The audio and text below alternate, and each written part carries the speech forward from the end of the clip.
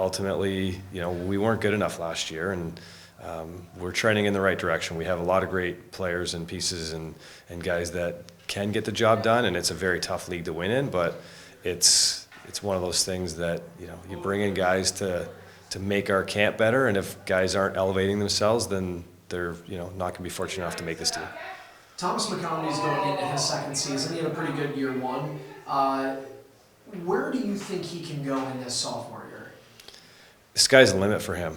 I think just looking at his strength and conditioning over the summer, where he was to start the season last year, and some guys are dealing with injuries, and he had some things that he was recovering from last year, but he's a different man. Like, he's just an absolute beast right now. So we're really excited to see, how he can progress from last year. And it's a tough league to learn from as well. It's competitive.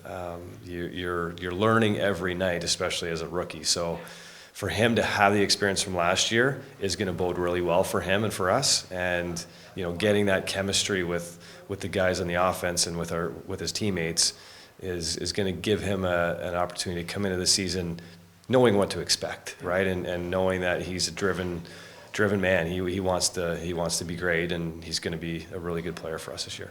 When you draft a guy like him, first overall, expectations. I think of Ryan Smith and Connor Fields as the two dominant drivers of this team last year in terms of point production. Not saying it's this year, but does Thomas McCombie have the potential to do that? Do you know somebody who could one day as one of the top players in the NLL? Yes, absolutely. I believe so. Your first overall pick, he's shown in the leagues that he's played in, college lacrosse, playing in junior A. I think he was might have led the league twice in points. So he's definitely capable of doing that. Our team is structured with guys that we feel can really spread the wealth when it comes to point production and defensively, and we're very deep. So Connor Fields is going to do what he does, right? We know that, and we know we expect high things and great things from him every night.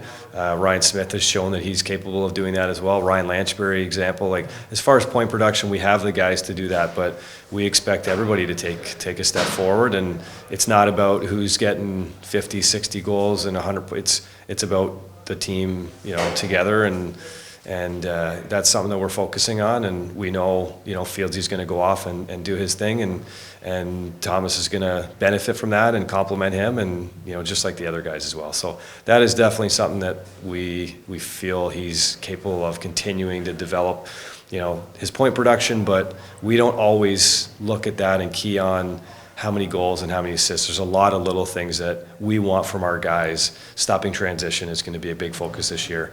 Looking at creating transition coming off the bench. Just being smart with the ball. It's a lot that goes into being a great player, being responsible, opening up other guys, and creating room. So, point production's great, but he's a guy, and along with the other guys, we're excited just to add those little things as well. Shifting from scoring goals to preventing them on the other side. Goaltending was one of the biggest stories of this team last year. Ryland Hartley missed the bulk of the year. Can you talk about Ryland Hartley, where he is at health-wise entering this camp, and B, just the goaltending position as a whole and where your comfort level is? Yeah, since we drafted Ryland in the expansion draft, he's a guy that we feel has a bright future. Unfortunately for him and for us, he's had to deal with some injuries over the last few years. So, I think it showed, how important he is to us when he was in last year. Riley Hutchcraft did a great job for us and kept us in the mix to eventually make the playoffs. We brought in Kevin Orleman this year. We traded for him last year, but he's starting with us this year. And, we hear some of the guys right now in the hallway.